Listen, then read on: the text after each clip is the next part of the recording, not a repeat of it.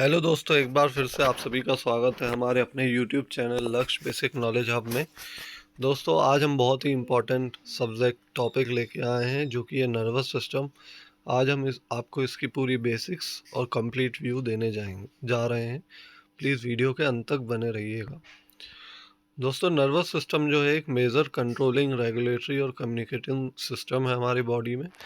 ये जो है हमारे बॉडी के जितनी भी मेंटल एक्टिविटीज़ हैं, जैसे कि हमारे थॉट्स, लर्निंग और मेमोरी, इन सब में मेजर रोल प्ले करता है। और जो भी हम कम्युनिकेशन दूसरे लोगों के साथ करते हैं, इसमें सबसे इम्पोर्टेंट नर्वस सिस्टम होता है। दोस्तों, हमारे नर्वस सिस्टम में लाखों रिसेप्टर्स होते हैं, जिसकी मदद से नर्वस सिस्टम बाहरी और अंदरूनी अंदरूनी मीन्स हमारे बॉडी के अंदर के एनवायरनमेंट से जुड़ा हुआ होता है। फिर नर्वस सिस्टम बेसिकली जिन ऑर्गन से बना होता है, उसमें सबसे पहले आता है न्यूरॉन, जो कि स्मॉलेस्ट यूनिट है सेल्स का। और उसके बाद आता है brain, spinal cord, nerves, nuclei and ganglion. और ये सब मिलकर कई टिश्यूज़ बनाते हैं, और इस कई नर्व्स बनाते हैं, और ब्लड और कनेक्टिव टिश्यूज़ भी इनसे भी बनते हैं।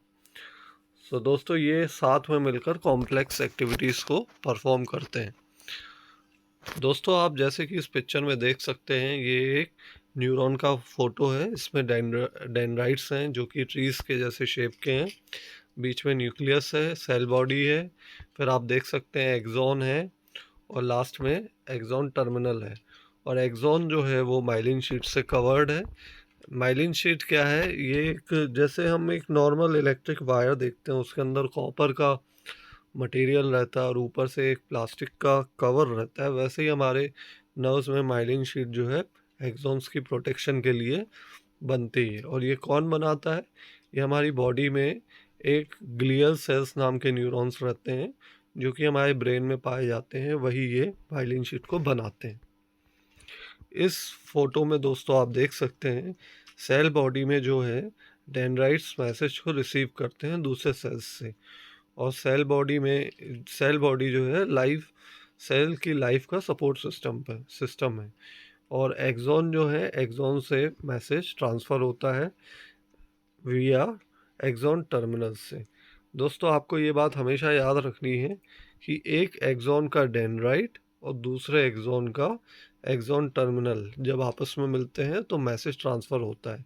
इनके बीच का जो जोड़ है वो ऐसे ही बनता है। और इस जोड़ में एक बहुत विशेष जो ध्यान देने वाली बात है, वो कहलाती है सिनेप्सिस। सिनेप्सिस क्या है?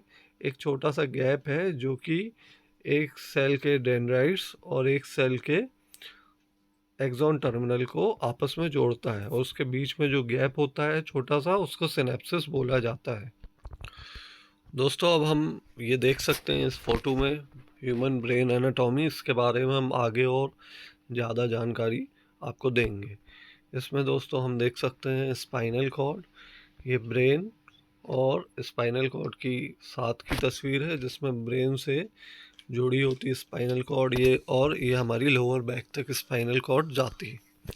फिर दोस्तों, ये कंप्लीट व्यू है नर्वस सिस्टम का, जिसके बारे में आज हम आपको विस्तार से जानकारी देने जा रहे हैं।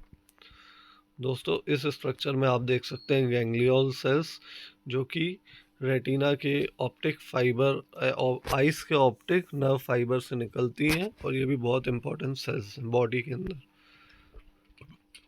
दोस्तों, सेंसरी गैंग्लिया जो होते हैं, ये बहुत सारी इंफॉर्मेशंस को कलेक्ट करते हैं, जैसे कि किसी का टच, स्मेल, टेस्ट, साउंड, और जो हम देखते हैं उसको विजुअल स्टिमुलाई बोलते हैं। और ये जो सेंसरी गैंग्लियाज हैं, ये एक रिलेशन का काम करते हैं न्यूरॉन्स के बीच में। गैंग्लिया के अंदर इंफॉर्मेशन एंटर होती है, और वो एक्साइट करते हैं न्यूरॉन को, ताकि वो आगे दूसरे न्यूरॉन तक वो चीज़ भेज सकें। गैंग्लिया जो है प्राइमरी बने होते हैं सोमाटा और डेंड्रिटिक स्ट्रक्चर्स के, जो कि बंडल्स हैं और एक दूसरे से कनेक्टेड होते हैं। गैंग्लिया जो है, जब बहुत सारे गैंग्लियास एक साथ जुड़ते हैं, तब वो प्लेक्सिस का स्ट्रक्चर लेते हैं, और उनको प्लेक्सिस कहा जाता है। गैंग्लिया जो है दोस्तों, कनेक्टिंग एजेंट है पेरिफेरल और सेंट्रल नर्वस सिस्टम के बीच में। मोटर गैंग्लिया जो है दोस्तों, नर्वस सिस्टम से इंफॉर्मेशन को रिसीव करता है और रेगुलेट करता है और कंट्रोल करता है हमारे बॉडी के इनवॉलेंट्री मूवमेंट्स और फंक्शंस को। इनवॉलेंट्री फंक्शंस कौन से होते हैं दोस्तों? जैसे कि हमारे दिल का धड़कना और लंग्स से हमारा सांस लेना, ये इनवॉलेंट्री फंक्शंस कहलाते हैं। और सेंसरी गैंग्लियास क्या करते हैं? टच, स्मेल, टेस्ट, साउंड और विजुअल स्टिमुलाई को कलेक्ट करते हैं और नर्वस सिस्टम को मैसेजेस सेंड करते हैं।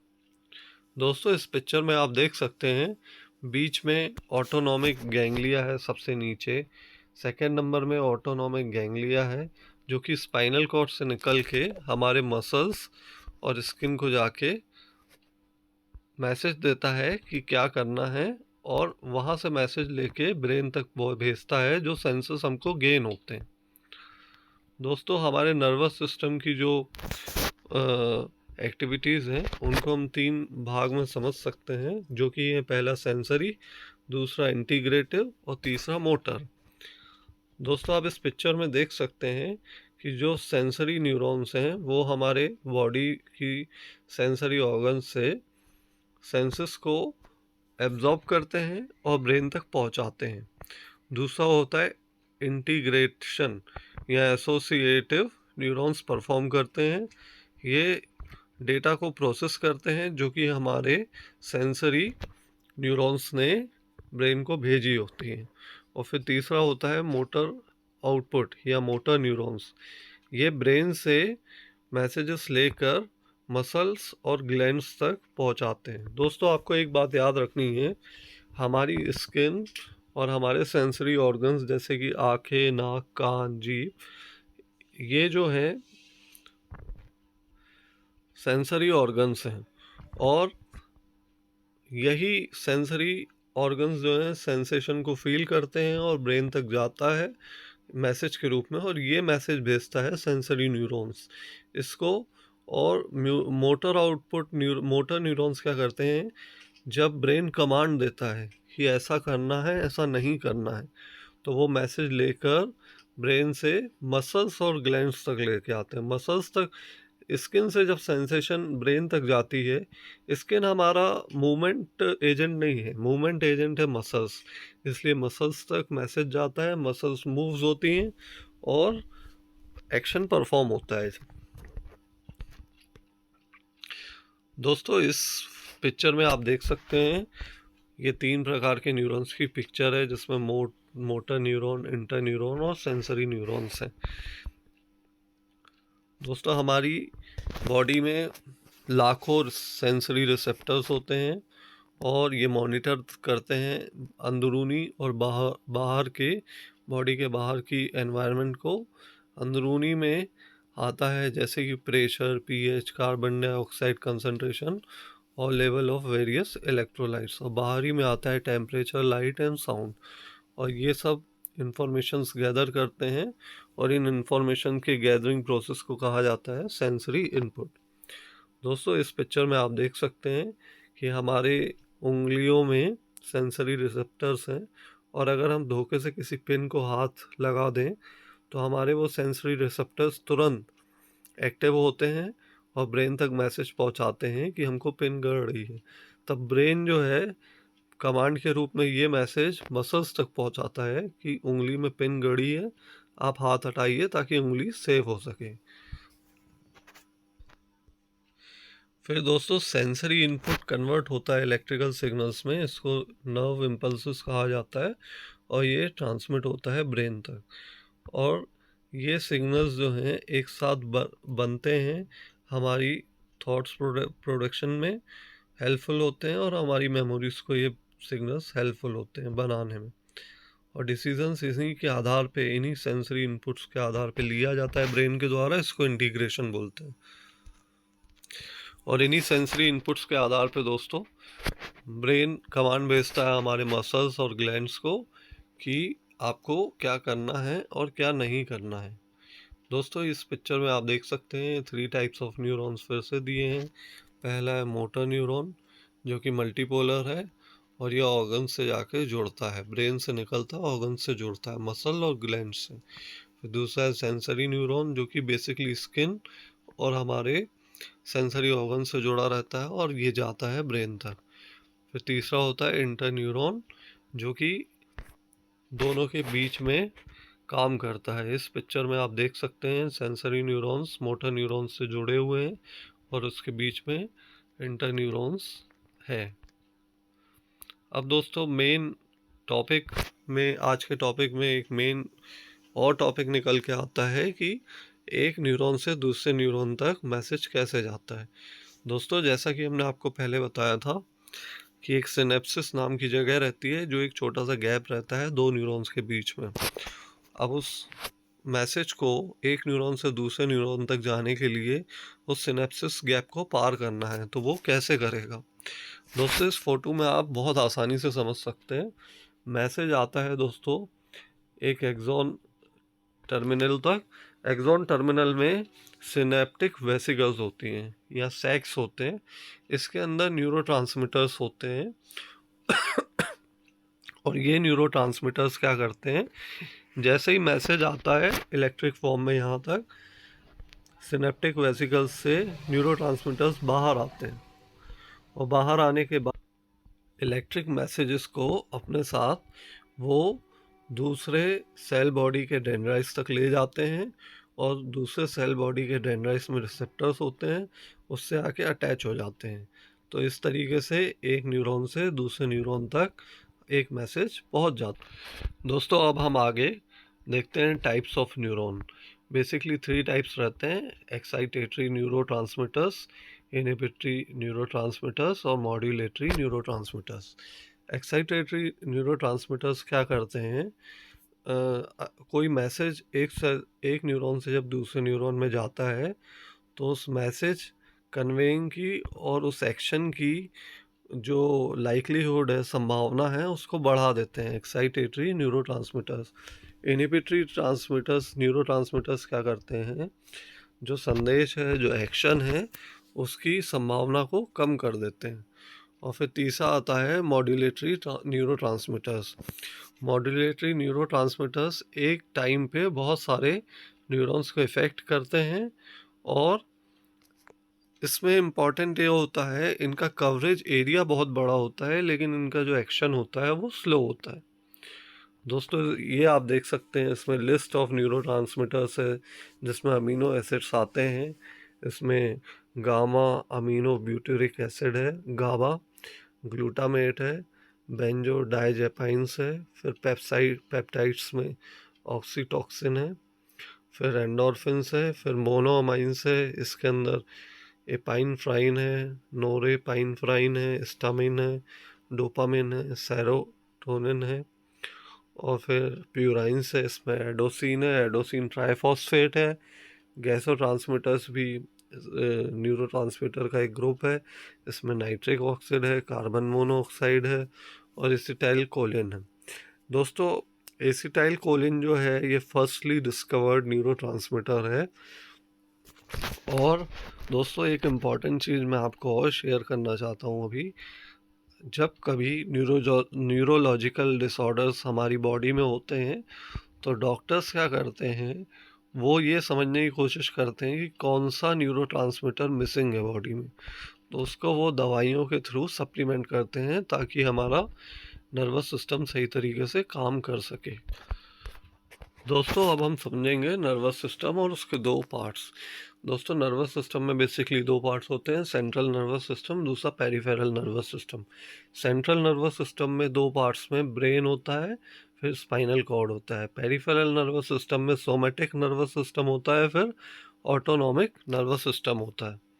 दोस्तों इस पिक्चर में आप देख सकते हैं, ये सेंट्रल नर्वस सिस्टम की पिक्चर है जिसमें ब्रेन और स्पाइनल कॉर्ड की इमेज दिखाई गई है। दोस्तों ब्रेन हमारा एक कॉम्प्लेक्स ऑर्गन है जो कि हमारे thoughts, memory, emotion, touch, motor skills, vision, breathing, temperature, hunger और सभी प्रकार की प्रोसेसेस को कंट्रोल और रेगुलेट करता है। ब्रेन का वजन लगभग 3 पाउंड्स होता है एक एवरेज एडल्ट में और ब्रेन बनता है 60% फैट से और रिमेनिंग 40% है combination of water, protein, carbohydrates and salts. Brain अपने आप में एक मसल नहीं है, ये ब्लड वेजल्स को कंटेन करता है, से बना हुआ है और नर्व से, और इसमें न्यूरॉन्स और ग्लाइल सेल्स सबसे ज़्यादा होते हैं। ब्रेन जो है मैसेजेस को केमिकल और इलेक्ट्रिकल सिग्नल्स के रूप में भेजता भी है और रिसीव भी करता है। हर प्रोसेस के, हर काम के जो सिग्नल्स होते हैं वो अलग होते हैं, और हमारे ब्रेन में इतनी शक्ति है कि वो उन अलग अलग सिग्नल्स को समझ सके और इंटरप्रेट कर सके। दोस्तों, जैसे कि हम थकान महसूस करते हैं, हमको दर्द होता है, हमको भूख लगती है, इन सब के जो सिग्नल्स हैं वो डिफरेंट रहते हैं, लेकिन हमारा ब्रेन जो है बहुत पावरफुल है, इन सबको समझता है। ब्रेन जो है एक स्कल से प्रोटेक्टेड रहता है, जो कि एक टिपिकल बोन स्ट्रक्चर है, और ब्रेन को एक मेनिंजस नाम की 3 लेयर्ड टिश्यूज की लेयर होती है, वो भी प्रोटेक्ट करती है। दोस्तों, ब्रेन के बेसिकली 6 पार्ट्स होते हैं: cerebrum, cerebellum, diencephalon, mid brain, pons and medulla oblongata. इस पिक्चर में आप देख सकते हैं दोस्तों, सबसे ऊपर जो है सेरिब्रल है, और इसका जो पार्ट है ब्रेन में बहुत बड़ा है। फिर डायनसेफ्लॉन है, फिर मिड ब्रेन है, पॉन्स है, और फिर मेड्यूला ओब्लेंगाटा है। ये दोस्तों सेरिब्रम का ओवरव्यू है। सेरिब्रम दोस्तों 4 भागों में बांटा गया है। पहला है फ्रंटल लोब, दूसरा है पैराइटल लोब, तीसरा है ऑक्सीपिटल लोब, और चौथा है टेम्पोरल लोब। दोस्तों, फ्रंटल लोब जो है रिस्पॉन्सिबल होता है रीजनिंग और थॉट्स के लिए। पैराइटल लोब जो है इंटीग्रेट करता है सेंसरी इंफॉर्मेशंस को। टेम्पोरल लोब जो है प्रोसेस करता है ऑडिटरी इंफॉर्मेशंस फ्रॉम एयर। और ऑक्सीपिटल लोब जो है प्रोसेस करता है विजुअल इंफॉर्मेशन फ्रॉम आई। दोस्तों, सेरिब्रम जो है वो पहला पार्ट है ब्रेन का, और इसके 4 पार्ट हैं, और ये पर्टिकुलर जो आपको स्क्रीन पे चीज़ें जो दिख रही हैं उनके फंक्शंस हैं। फिर दूसरा आता है दोस्तों सेरिबेलम। इसकी इमेज आप देख सकते हैं, सेरिब्रम के नीचे है, ब्लू कलर में है सेरिबेलम। सेरिबेलम दोस्तों हमारी मसल कोऑर्डिनेशंस के लिए रिस्पॉन्सिबल होता है, और ये first cervical of the neck के जस्ट ऊपर रहता है। सेरिबेलम दोस्तों हमारे बॉडी का बैलेंस बना के रखता है, हमारे बॉडी का पोस्चर बना के रखता है, और मसल टोन्स का ध्यान भी सेरिबेलम देता है। तीसरा आता है डायनसेफ्लॉन। इसमें 2 पार्ट्स होते हैं, थैलेमस एंड हाइपोथैलेमस। दोस्तों, थैलेमस जो है वो बॉडी को और ब्रेन को एक्सटर्नल इंफॉर्मेशंस के बारे में बताता है, जैसे कि environment, climate, threats, friends etcetera. फिर आता है हाइपोथैलेमस। हाइपोथैलेमस जो है बॉडी के अंदरूनी जो रिक्वायरमेंट्स होती हैं उसके बारे में हमारे ब्रेन को बताता है, जैसे कि हमारा भूख का लगना, प्यास का लगना, नींद आना, और ब्लड वेजल्स का कंस्ट्रिक्शन और डायलेशन होना। और हाइपोथैलेमस बॉडी टेम्परेचर को रेगुलेट करता है। और सबसे बड़ी चीज़ दोस्तों, जो भी हम फीलिंग्स समझ पाते हैं, जैसे कि गुस्सा, डर, प्लेजर और पेन, ये सब हाइपोथैलेमस की वजह से संभव हो पाता है। दोस्तों, अब हम पिक्चर में देख सकते हैं mid brain image. Mid brain जो है हमारे सेरिब्रम के नीचे रहता है और ब्रेन के बीच में रहता है, और मिड ब्रेन रिस्पॉन्सिबल होता है आई एंड ऑडिटरी रिफ्लेक्स। दोस्तों, ये है मेड्यूला ओब्लेंगाटा की इमेज। आप देख सकते हैं ये ब्रेन के सबसे निचले हिस्से में है, और मेड्यूला ओब्लेंगाटा बहुत सारे फंक्शंस को परफॉर्म करता है, जैसे कि कंट्रोल मेटाबॉलिक प्रोसेस। फिर मेडुला ओब्लेंगाटा रेगुलेट करता है हमारी हार्ट बीट और हार्ट फंक्शंस को, ब्लड वेजल्स के फंक्शंस को, डाइजेशन को, रिस्पिरेशन को, स्वेलोइंग को, कफिंग को, स्नीजिंग एंड ब्लड प्रेशर को। दोस्तों, अब हम और जानेंगे स्पाइनल कॉर्ड के बारे में। स्पाइनल कॉर्ड एक लंबा ट्यूब के जैसा बैंड है टिश्यूज़ का, और ये कनेक्ट करता है हमारे ब्रेन से लेके लोअर बैक तक। और स्पाइनल कॉर्ड सिग्नल्स को कैरी करता है, नर्व सिग्नल्स को ब्रेन से बॉडी तक और बॉडी से ब्रेन तक। ये नर्व सिग्नल्स जो हैं दोस्तों हमको मदद करती हैं सेंसेशंस फील करने में, और किसी भी प्रकार का अगर डैमेज होता है स्पाइनल कॉर्ड को तो वो इफ़ेक्ट करता है हमारी बॉडी के मूवमेंट्स और फंक्शंस को।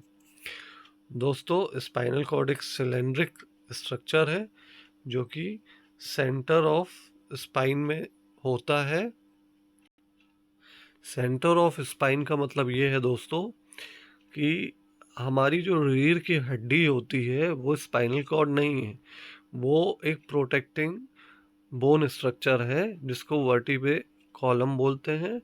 जबकि स्पाइनल कॉर्ड जो है एक डेलिकेट सॉफ्ट स्ट्रक्चर है जिसमें नर्व बंडल्स होते हैं, और ये नर्व बंडल्स जो हैं सिग्नल्स को, मैसेजेस को ब्रेन से बॉडी तक लाते हैं और बॉडी से ब्रेन तक ले जाते हैं। दोस्तों हमारे स्पाइनल कॉर्ड में 31 पेयर्स होते हैं नर्व्स के, जो कि हमारी पूरी बॉडी को मैसेजेस भेजते हैं और लाते हैं। ये फोटो है दोस्तों। इस इमेज में आप देख सकते हैं स्पाइनल कॉर्ड एकदम बीच में है, और बाजू में जो आपको कॉलम्स दिख रहे हैं वो वर्टिब्रे के कॉलम्स हैं, जो कि एक प्रकार की बोन है। अब इस पिक्चर में आप और अच्छे से देख सकते हैं स्पाइनल कॉर्ड वर्टिब्रे कॉलम के बीच में एक पाइप के जैसा, एक वायर के बंडल के जैसा दिख रहा है येलोइश, और बाकी राइट साइड में वर्टिब्रे कॉलम का स्ट्रक्चर बना हुआ है जो कि एक स्पेसिफिक टाइप ऑफ बोन है। इन दोनों के बीच में अंतर ये है दोस्तों कि इस वर्टिब्रे बोन प्रोटेक्ट करता है स्पाइनल कॉर्ड को। स्पाइनल कॉर्ड जो है वो एक मैसेज शेयरिंग एजेंट है। स्पाइनल कॉर्ड का वैसे तो बेसिकली फंक्शन यही है कि वो मैसेजेस को बॉडी से नर्व और ब्रेन से बॉडी तक पहुंचाए, लेकिन इसके अलावा दोस्तों कई बहुत सारे ऐसे मूवमेंट्स और फंक्शंस हैं जो डायरेक्टली स्पाइनल कॉर्ड खुद करता है, और वो इनवॉलेंट्री होते हैं, जैसे कि ब्रीदिंग और हार्ट बीट और बॉवल और ब्लैडर फंक्शंस की बात भी इसमें होती है। ये सेंसेस को, स्पाइनल कॉर्ड सेंसेस को ब्रेन तक भेजते हैं, और इसके अलावा ब्रेन को सेंसेशंस फील कराते हैं जैसे कि प्रेशर और पेन। और इसके अलावा कई रिफ्लेक्सेस ऐसे होते हैं, जैसे हम बैठे बैठे कभी कभी पाँव हिलाते हैं, अपना सर में हाथ रख के, सर पे हाथ रख के खुजली करते हैं या सर पे हाथ घुमाते हैं। ये हमारे इनवॉलेंट्री रिफ्लेक्सेस एक्शन है जो कि स्पाइनल कॉर्ड के द्वारा संचालित किए जाते हैं। इस फोटो में दोस्तों देख सकते हैं आप लोग सेंट्रल नर्वस सिस्टम है, इसके दो पार्ट्स हैं, ब्रेन और स्पाइनल कॉर्ड। और फिर दूसरा है पेरिफेरल नर्वस सिस्टम, जिसमें सबसे इम्पॉर्टेंट रोल है पेरिफेरल नर्व्स का। दोस्तों ये पिक्चर आपको दिमाग में बिठा लेनी है ताकि आपसे कोई पूछे तो आप नींद से उठ के भी आप बता सकें कि सेंट्रल नर्वस सिस्टम में ब्रेन और स्पाइनल कॉर्ड है मेन, और पेरिफेरल नर्वस सिस्टम में पेरिफेरल नर्व्स हैं। अब दोस्तों पेरिफेरल नर्वस सिस्टम करता क्या है? Peripheral nervous system central nervous system से हमारे ऑर्गन्स को जोड़ता है। पेरिफेरल नर्वस सिस्टम्स कैरी करता है अपने साथ सेंसरी और मोटर इन्फॉर्मेशंस को। और दोस्तों पेरिफेरल नर्वस सिस्टम जो है ब्रेन और स्पाइनल कॉर्ड को हेल्प करता है मैसेज को भेजने और रिसीव करने में। पेरिफेरल नर्वस सिस्टम दोस्तों इनवॉलेंट्री बॉडी फंक्शंस को भी परफॉर्मेंस रेगुलेट करने में मदद करता है, जैसे कि हमारी हार्ट बीट और ब्रीदिंग। दोस्तों पेरिफेरल नर्वस सिस्टम के अंतर्गत दो डिविजन्स हैं, जो कि पहला है सोमेटिक नर्वस सिस्टम। दोस्तों सोमेटिक नर्वस सिस्टम जो है अपने अंदर मोटर और सेंसरी इंफॉर्मेशंस को कैरी करता है, और ये उन नर्व से बना रहता है जो कि सेंसरी ऑर्गन, स्किन और स्केलेटल मसल से जुड़ी होती हैं, बनी होती हैं। और सोमेटिक नर्वस सिस्टम लगभग हमारी सब वॉलेंट्री मसल मूवमेंट्स के लिए जिम्मेदार रहता है। वॉलेंट्री मूवमेंट्स, मसल मूवमेंट्स मतलब जो हमको पता होता है, हमको सुई चुभी, हमने उंगली में हमने हाथ उठाया, हमको पता चला और हमने इसको किया, ये इसको बोलते हैं voluntary muscle movements. Involuntary muscle movements या इनवॉलेंट्री मूवमेंट्स को ऐसे समझ सकते हैं कि हमारी ब्रेन जो है वो काम कर रही है लेकिन हमको पता नहीं है, हमारा हार्ट काम कर रहा है लेकिन हमको पता नहीं है, हमारी किडनीज काम कर रही हैं, हमको पता नहीं है। सोमेटिक नर्वस सिस्टम में दोस्तों सेंसरी इंफॉर्मेशंस प्रोसेस होती हैं, जो कि एक्सटर्नल स्टिमुलाई के द्वारा मिलती हैं हमको, जैसे कि हम जो सुनते हैं, जैसे हम किसी चीज़ को टच करते हैं या कुछ देखते हैं। सोमैटिक नर्वस सिस्टम दोस्तों क्रैनियल नर्व से बनती हैं और स्पाइनल नर्व से बनती हैं। सोमैटिक नर्वस सिस्टम दोस्तों मेनली स्केलेटल मसल कोऑर्डिनेशन के लिए इम्पोर्टेंट होता है और स्केलेटल मसल मूवमेंट्स के लिए जवाबदार होता है। सोमैटिक नर्वस सिस्टम दोस्तों 12 क्रैनियल नर्व्स के जोड़े से बनता है और 31 स्पाइनल नर्व के जोड़ों से बनता है। दोस्तों इस पिक्चर में आप देख सकते हैं ये क्रैनियल नर्व्स को दर्शाता है और ये ब्रेन के सबसे निचले भाग से निकलती हैं और ये जो 12 क्रैनियल नर्व्स हैं ये हमारे विभिन्न ऑर्गन्स से, सेंसरी ऑर्गन से जुड़ती हैं, जैसे कि पहला ऑल्फैक्टरी है। इस पिक्चर में आप और अच्छे से समझ सकते हैं। ये नाक से जुड़ा हुआ है, ऑप्टिक आइज से जुड़ा है, ऑक्यूलोमोटर भी आइज से जुड़ा है दोस्तों, कान से भी जुड़ा हुआ है ऑडिटरी, फिर शोल्डर से जुड़ा है, गैस्ट्रिक मुकोजा से जुड़ा हुआ है। तो ये 12 प्रकार के क्रैनियल नर्व्स हैं जो अलग अलग सेंसरी ऑर्गन से जुड़े हुए हैं। आप चाहें तो इस वीडियो में इस फोटो को आप स्क्रीनशॉट ले लीजिए और इस तरीके से आप याद कर सकते हैं इसको। ये आपके कॉम्पिटिटिव एग्ज़ाम में भी इससे क्वेश्चन बन सकते हैं। फिर आता है दोस्तों स्पाइनल नर्व्स का ओवरव्यू। ये नंबर में 31 होती हैं, जिसमें 8 पेयर नर्व्स होती हैं cervical nerves, 12 pair thoracic nerves होती हैं, 5 pair lumbar nerves, 5 pair sacral nerves और 1 पेयर होता है कॉक्सिजियल नर्व्स का। फिर आती है दोस्तों ऑटोनॉमिक नर्वस सिस्टम की बारे में बात करेंगे अब हम।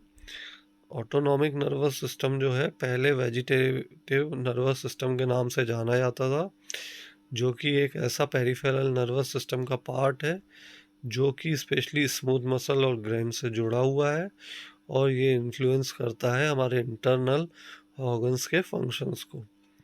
ऑटोनॉमिक नर्वस सिस्टम दोस्तों एक ऐसा कंट्रोल सिस्टम है जो कि अनकॉन्शियसली काम करता है, हमको पता नहीं चलता, और रेगुलेट करता है बॉडी के फंक्शंस को, जैसे कि हमारी heart rate, digestion, respiratory rate, pupillary response और यूरिनेशन एंड सेक्सुअल एरोजल। ये सिस्टम जो है दोस्तों हमारी मदद करता है थ्रेट्स के समय। फाइट और फ्लाइट रिस्पॉन्स इसी के कारण हम कर पाते हैं। फाइट और फ्लाइट रिस्पॉन्स मतलब कभी कोई खतरा आया तो हम फ्लाइट कर गए, भाग गए। कभी कोई खतरा आया तो हम फाइट कर गए, हम लड़ गए उस खतरे से। अब डिवीज़न होता है दोस्तों ऑटोनॉमिक नर्वस सिस्टम का। इसमें पहले आता है सिंपैथिक नर्वस सिस्टम, दूसरा आता है पैरासिम्पैथिक नर्वस सिस्टम। दोस्तों जब हम दौड़ते हैं तो आपने देखा होगा हमको पसीना आ जाता है, तब सिंपैथिक नर्वस सिस्टम काम करता है और वो लोकलाइज्ड एडजस्टमेंट क्रिएट करता है जिससे कि हमारा टेम्परेचर मेंटेन रहे। जब कभी हम स्ट्रेस के अंदर काम करते हैं तो यही नर्वस सिंपैथिक नर्वस सिस्टम जो है फाइट और फ्लाइट मोड को एक्टिवेट कर देता है। फिर पैरासिम्पैथिक नर्वस सिस्टम जो है दोस्तों ये भी ऑटोनॉमिक नर्वस सिस्टम का एक डिवीज़न है, पार्ट है, जो कि रेगुलेट करता है स्मूथ मसल्स और कार्डियक मसल्स और ग्लैंड्स को। ये जो है दोनों सिस्टम साथ में मिलकर काम करते हैं, सिंपैथिक एंड पैरासिम्पैथिक।